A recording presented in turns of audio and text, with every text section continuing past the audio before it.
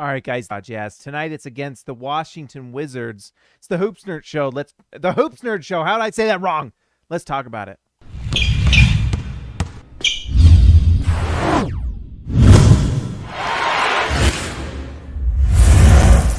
All right, that's 7 straight for Utah. A nice win against the Washington Wizards team that's been skidding lately a little bit, but they've been a good, much like a pleasant surprise this year.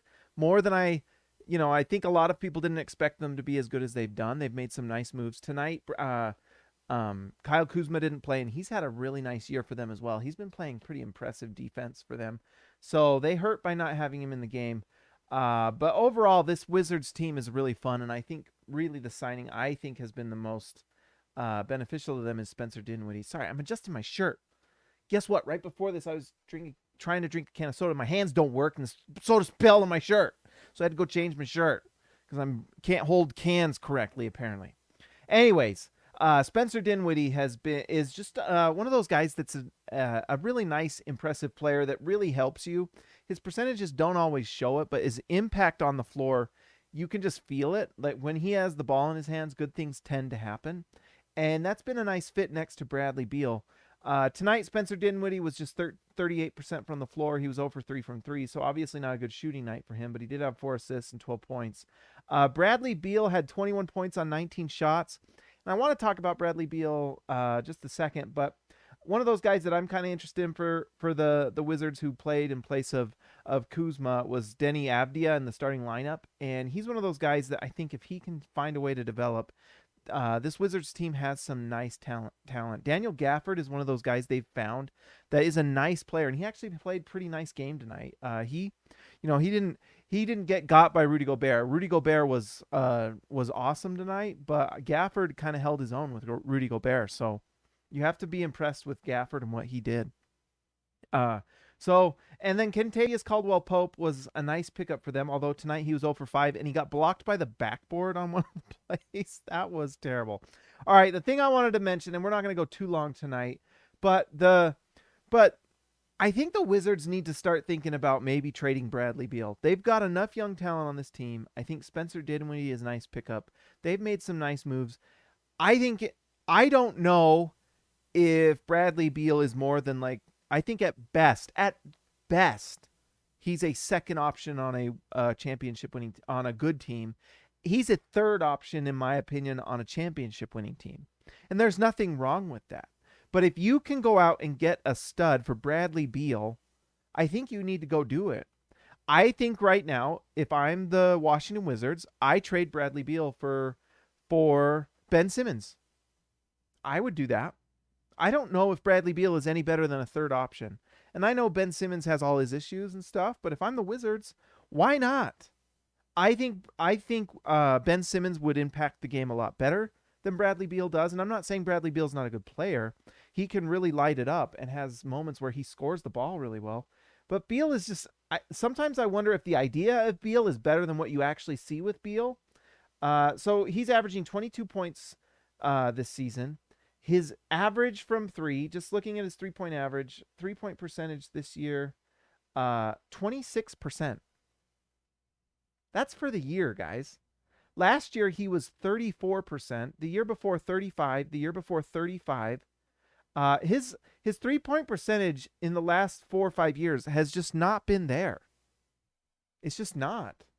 35 is passable if you're a number 1 option, but it's not like blowing the doors off by any means, and it's below league average. He was shooting 40% from 3 in 13-14, 40% from 3 in 14-15. He had, in 2016, he was 40%, and then 2017-18, he goes to 37, 2018-19, 35, 19-20, 35, 2021, 34, and this year, 26%. I think if you're the Wizards, you trade that guy for, I think you do Ben Simmons today if you can. Why wouldn't you? Not like he's on an upward trend. After 4 or 5 seasons of that, isn't that what you are? You know? And I know 3-point shooting isn't everything, and it's not the only thing he does. Just ask Oh, now I can't remember his name. It's not coming to mind because the basketball gods don't want me to slander him. But on the Suns, the shooting guard. Oh my gosh, I can't think of it. Anyways, it's not like he's like that. Oh my gosh, how can I not think of this? I'm pulling it up on the internet. My brain's slow tonight. But we're just gonna do this right now. Devin Booker. Like, Devin Booker's another one of those guys who can't shoot the three, and everyone thinks they're this elite shooter. But you go to Devin Booker's stat line, like, let's just do that right now, just a comparison. Devin Booker, yep, Zintas Booker. Devin Booker, let's just see, and maybe I'm going to get proved wrong, but I know it wasn't as good as you would think it was when you go check it out. Devin Booker right now, from three, he's having a good three-point shooting year, so I'm being proven wrong as we speak. But 3-point percentage last year for Devin Booker was 34%. The year before 35. The year before 32. So this year he's having a much better 3-point shooting season. So that's actually really nice for Devin Booker fans, whoever's out there. But right now, Bradley Beal is on the downward trend. So I just think if you can trade him for Ben Simmons, you do that. Why not? You're going to get a younger player who probably impacts the floor better, and you've got nice pieces around him. Avdia, Caldwell Pope, Kuzma, Dinwiddie's really nice. There's a lot of players that can spread the ball. Corey Kispert, he was one of those guys I was interested to see. He took 3 shots tonight. They were all threes, and he made 2 of them. It was interesting. I thought that would be a better pick. I don't know. Wizards fans, let me know what you think of Kispert. I thought he would impact the game more. I haven't really seen much of him. I'll have to pay a little more attention.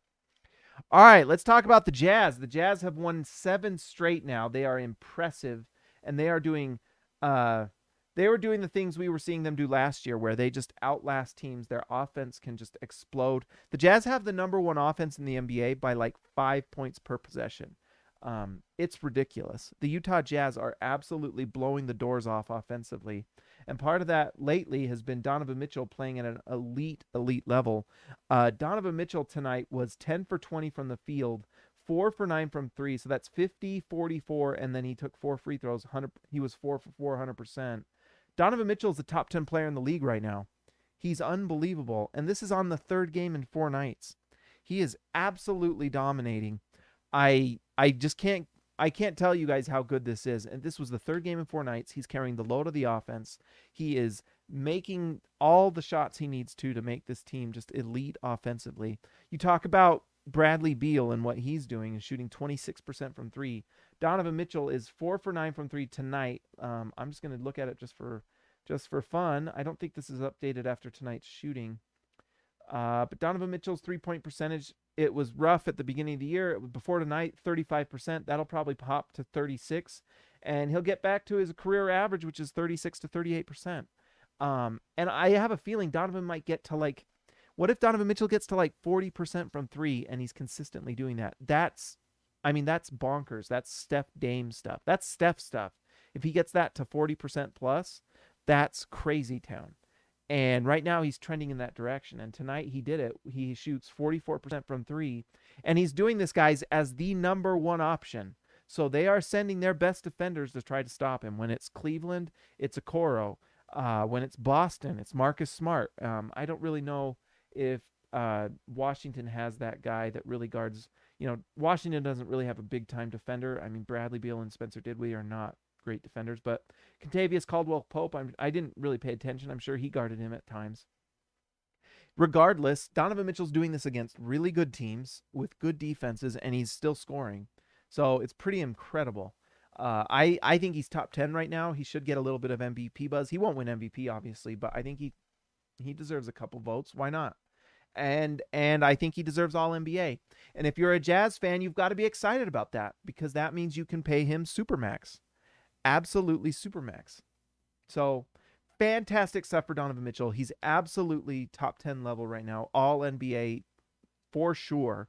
Like right now you got fat Luka Doncic.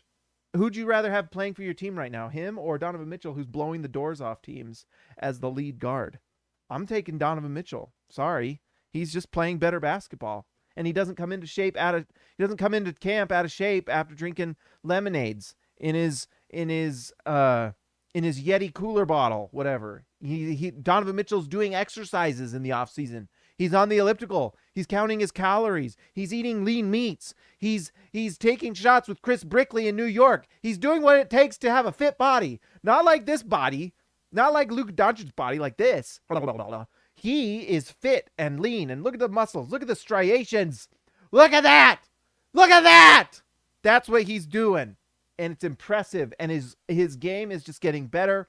His decision-making is at an elite level. Sorry, this is just a Donovan Mitchell show tonight, but I don't care. Tonight, 4 assists, 2 steals, only 3 turnovers. Unbelievable. Just can't say enough about how good Donovan Mitchell is. Let's mention Mike Conley. Mike Conley had 8 assists tonight. He played 25 minutes. I kind of feel like the Jazz have really figured out no one loves a rotation more than Quinn Snyder, but this is a rotation that I really like. Mike Conley played 25 minutes, and he hasn't really played more than like 25 minutes the last 3-4 games. And in that way, you can play Mike Conley every night. If he's playing 20 to 25 minutes as a starter, amazing. Amazing. So I love it. Tonight, his 3-point ball wasn't really falling as much as it normally does, but 4 for 11 from the field. The 3 ball wasn't falling, 1 for 6, but regardless, Conley was a +10. He's fantastic. You know what's funny is you just don't know if his impact is that big, but Bojan Bogdanovic had another great shooting night tonight. 6 for 12 from the field, 2 for 4 from 3. You got to give it to Bogey. He's shooting it really well. Let's see. Joshua Hansen, the Danish destroyer. So my question is, with a healthy Klay Thompson, can we beat Golden State in the playoffs? P.S. Love the show. Well, Joshua, I love you. I don't know what that was. Joshua, thank you so much. I appreciate you more than you realize. With Klay Thompson back, the Warriors are going to be really good. The Warriors are already really good. And that's the ace up the sleeve for the Warriors. And I think if you're the Jazz, you've got to do something. Joe Ingles had a pretty nice night tonight, although he was as tired as anyone. This is an impressive win for the Jazz. This was the 3rd game in 4 nights on a East Coast road trip, guys. Like, this was an impressive win. This was a gutty, tough win. And so, guys having not good percentages tonight are not going to get guff from me. Joe Ingles had not a great shooting night, but I actually felt like he played pretty well while he was on the floor. With 4, let's see, Joe Ingles, 4 rebounds, 3 assists. Jordan Clarkson had a rough shooting night from 3 again. I don't know why that shot is not falling, but 5 for 11 from the field is better than you realize, And one thing that with Clarkson that I really loved is the 3 wasn't falling, and we didn't see him shoot 12 threes tonight. He took 4, they didn't fall, and he stopped doing it, and that makes me happy. If it's not working, don't do it, because he's got other tools in his toolbox. He's got that mid-range floater that's really effective. And what was really cool is he started setting up players. Jordan Clarkson had 5 assists tonight. So tonight ended up being a really nice night for Jordan Clarkson. So I'm really impressed with his level of play. Robert Hall of Fame, $2. Thanks, my man. Actually feeling okay with the latest Q rotations. I am as well. I actually feel like they are right. I think they're we could quibble about if they're playing players too long in the 4th quarter when you're up by 25.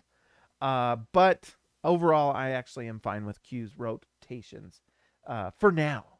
I'll be watching Quinn. I'll be watching. Oh my gosh. Lee Christensen driving the lane. $20. Lee, thank you, sir.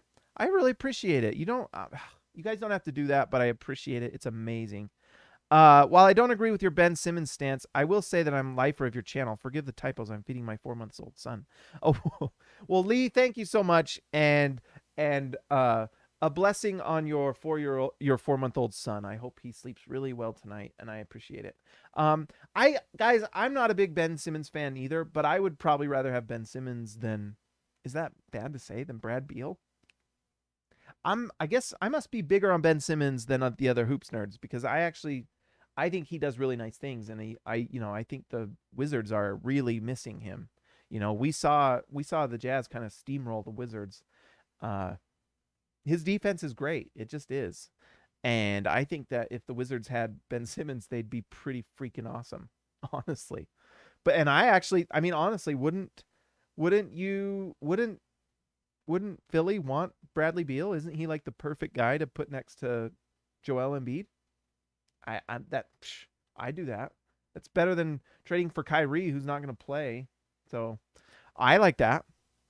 Anyways, thank you again, Lee. I really appreciate it. That is amazing. Thank you. We talked about the question about Klay Thompson and the Warriors.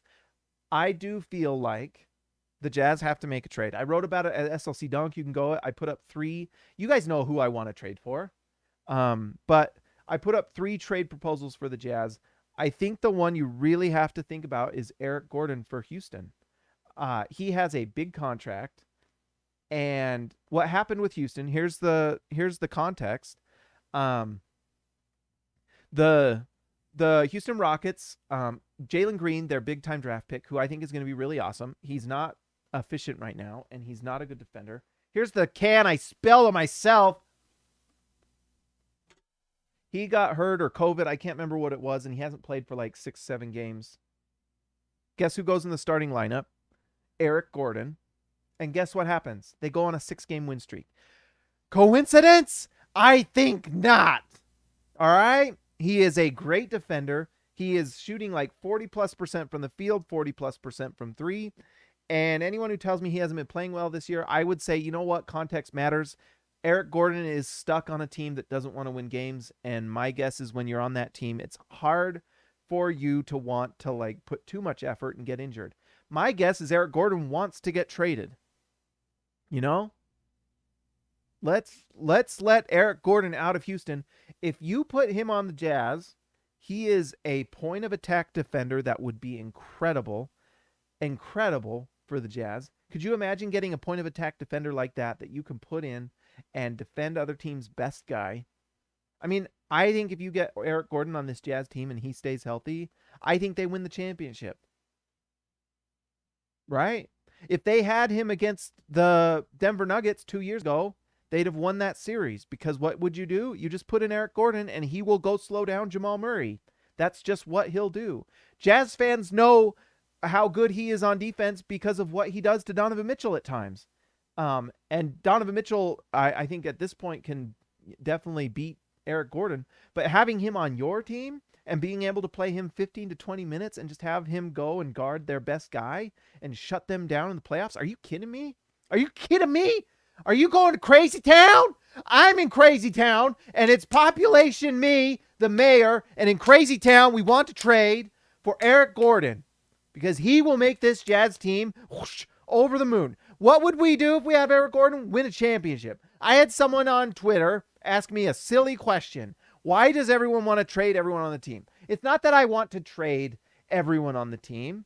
What I want to do is improve the Jazz to get to a championship. Do you guys want a championship? We have asked this question on this channel multiple times. Do you want a championship? I want a championship. I would like a championship. If I had a choice, I personally would like to have a championship. And then you know what happens when you have a championship? You can win every argument on Twitter. Every single one. No one can say anything to you. Then you're like Kobe in the stands. When some jerk fan starts saying crap to you, you can just go up, bing. That's how many championships I have. So when Kobe goes bing, bing, bing, bing, bing, the Jazz have a finger.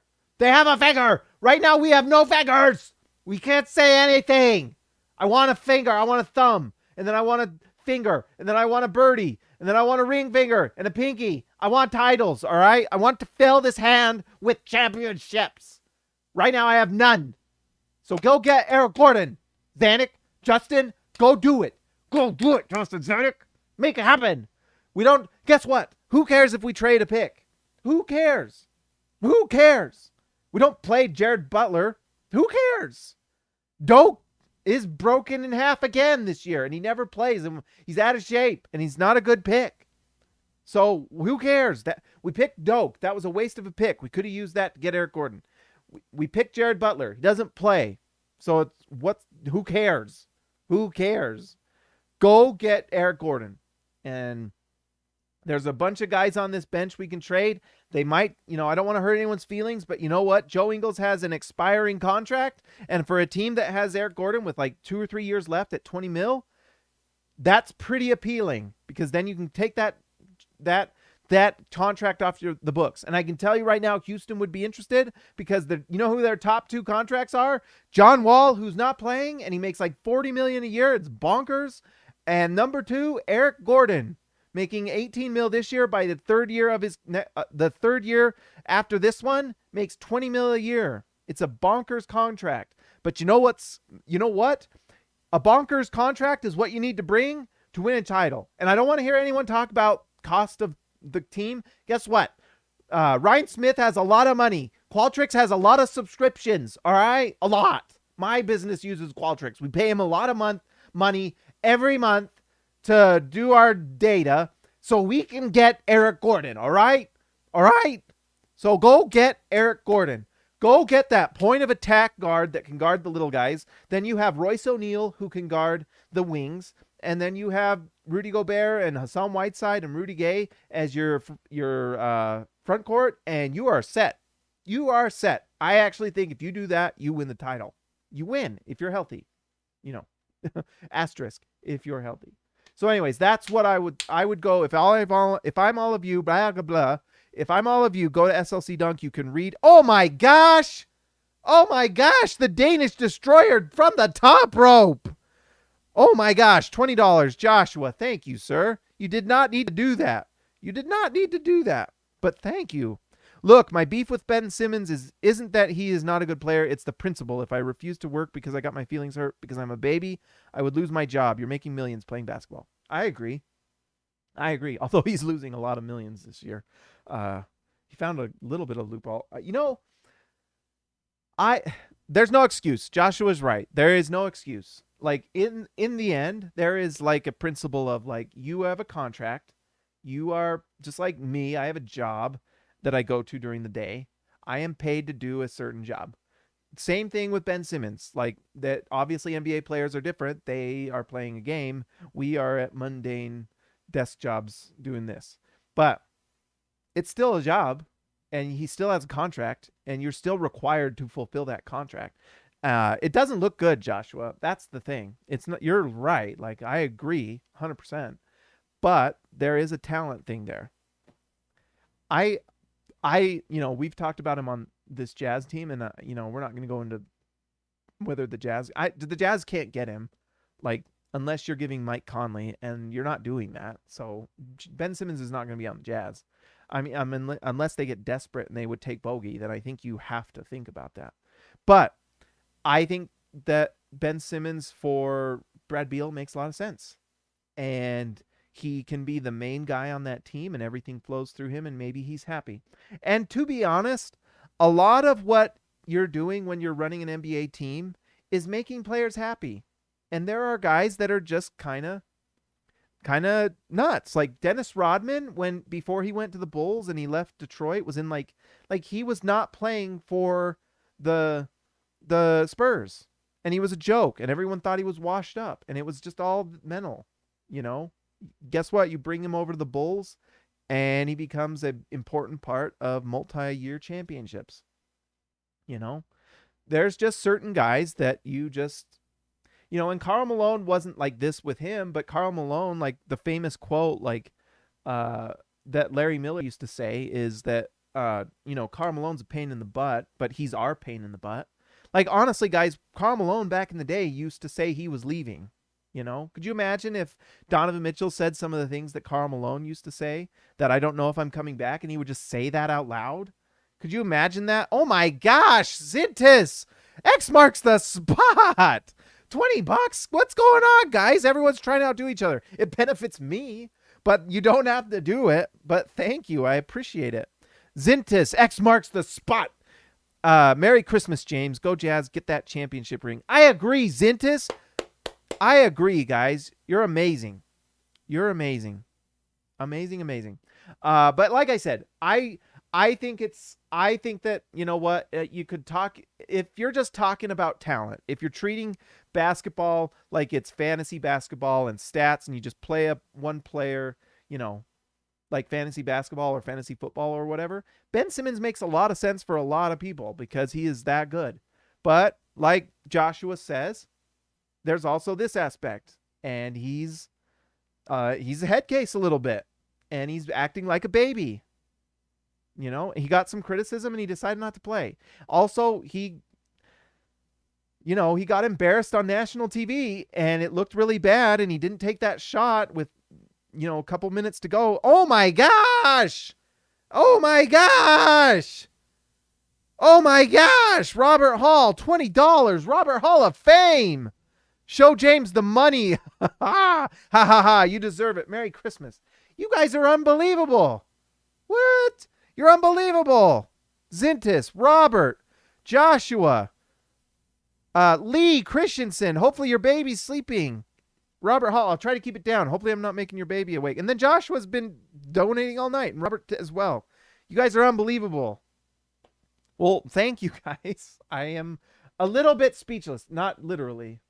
Anyways, moral of this story, if I'm the Wizards, I would trade Bradley Beal for Ben Simmons like tomorrow.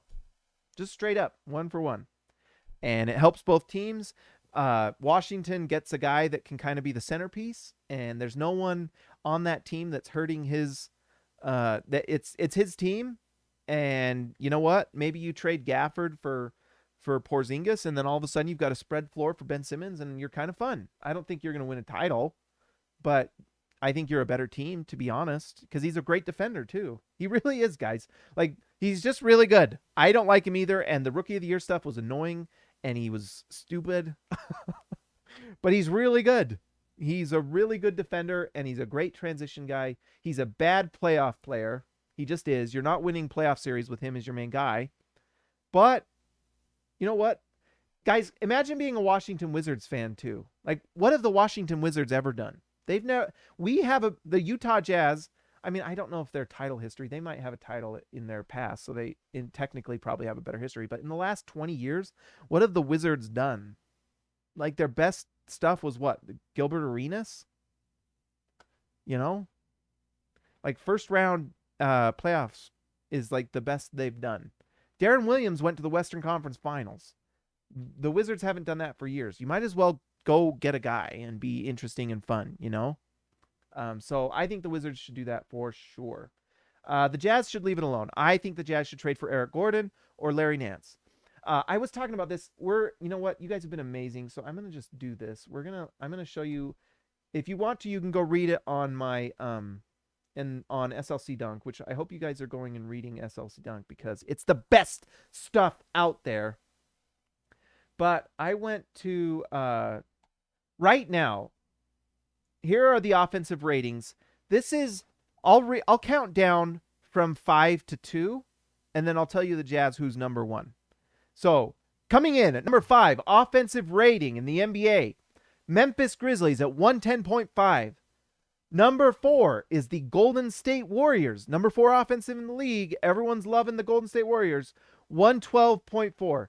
Number 3 offense in the league at 112.7 points per 100 possessions.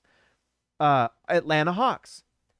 Number 2 offense in the league at 112.9. So it goes 112.4, 112.7, 112.9 from 4 to 2.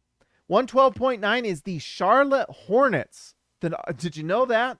The Charlotte Hornets have the number 2 efficiency offense in the NBA at 112.9. Oh man, I lost the tab. 112.9 points per 100 possessions. 112.9. The Utah Jazz are number 1. Do you know what their points per 100 possessions are? 117.5. It's crazy. It's ridiculous. The Jazz offense is 5 points per 100% better than the Charlotte Hornets. The number 2 team, if you go down 5 points, so what's 112 minus 5? Let's do math on the air. 107.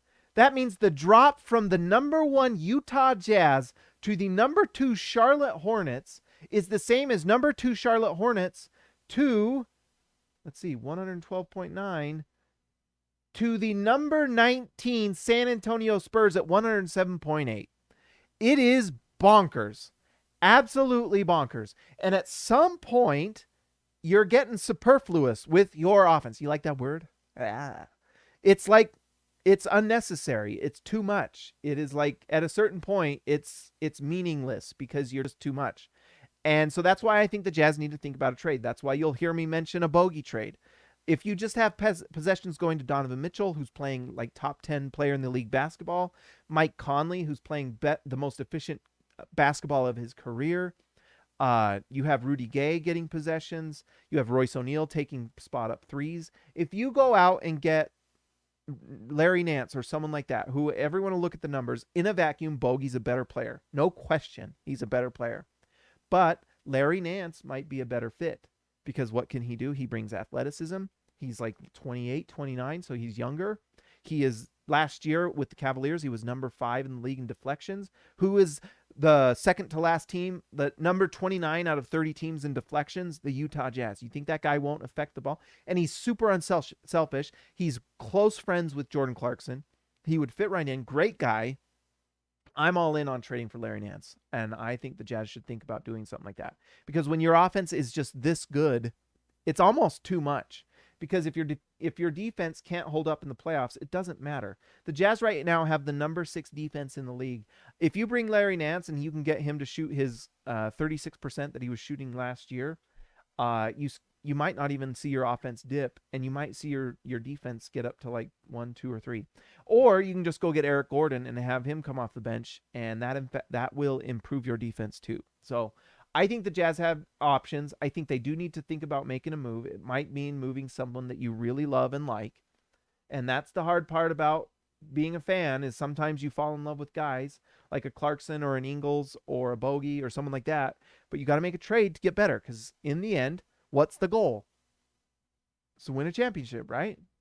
And if you know that can get you there, and you can win a title, and you can close, that. And that was the other thing I wrote about in the SLC Dunk piece, is that Larry Nance also allows you to have a better 5-out lineup for the playoffs. It's just more versatility. We've seen what Rudy Gay does at the 5, and we saw Bogey do okay. He actually did pretty decent. But I think when you're against an elite, athletic, top 4, top 5 team, like when you're talking about the Bucks or the Suns, the Clippers, and all these teams like we saw last year in the playoffs, if you have an athletic guy like Larry Nance at that 4 and you have Rudy Gay at the 5 and you can go 5 out, you can kind of match up with those teams at those times. And then you also have awesome offensive possibilities. Like, how often has Donovan Mitchell played with a 5-out offense? Like, you could count the possessions like on 2 hands for his career where he's been able to take a shot with a 5-out. And I bet you if he gets used to that and he starts finding ways to drive to the hoop because no one can guard him and there's no one in the paint, you can kind of, it makes a lot of sense, and you can understand why that would be a really nice thing. So anyways, guys, that's what I thought. I think that's all tonight. That's all I've really got to say. What a rookie mistake. I didn't pull up the All-Star list. All right, let's give a shout out to the All-Stars. They've been amazing tonight. You guys are incredible. The donations are unbelievable. You don't have to do that, but I appreciate it. It's amazing. All right, a big shout out to Baby Elliot Matson. X marks the spot for Zintas. Jordan Besserell, the GOAT. Ryan Perry, the legend. Joshua Hansen, the Danish destroyer. Let's see, putting his baby to bed like a champion dad. Let's see. Was it? Oh, no, that's Lee Christensen putting his baby to bed. Not Joshua, but Joshua still is destroying like a Danishman. And one, Anton Warren, Ezekiel Raisibe, the man from down under. JT Buckets Wardell, Austin R. Grant, editor extraordinaire. Eric C., the C stands for champion. Donald Schooley, schooling all of us. DW, the CB, Darren Williams to Carlos Boozer. The man who shows up in the one-on-ones that we haven't been doing. I got to do another one. Jorge Arrizaga, mi amigo de abajo. Lee Christensen driving the lane to the crib, putting his baby to bed like dad of the year. Championship stuff in the house. I hope Lee Christensen's having a Merry Christmas. Justin Ty H, Patrick Akubo, the connoisseur, Robert Hall of Fame, and DW Jazz going all the way. Guys, I appreciate it. You guys are incredible. What an awesome thing to see you guys just become a part of the show. Mike Miley, welcome to Rookie Mike. Welcome to the channel, a rookie with promise. I hope Quinn Snyder plays you, Mike, because you deserve it. You've got promise and potential, and I'm glad you're a part of the show. All right, guys, like and subscribe if you're new here. If you're watching and you're like, what the heck is this? Subscribe and hit the bell so you know when we go live. Tonight I had to put the kids to bed. It was my night, and so that's why we were later tonight. Go to the SLC Dunk, read all the articles, tell them that James sent you. You guys are amazing. I love all of you. I hope you guys all are having a Merry Christmas or a Happy Hanukkah or just a nice night in general. I hope it's going well, and I appreciate all of you. You're amazing. I will talk to you next time.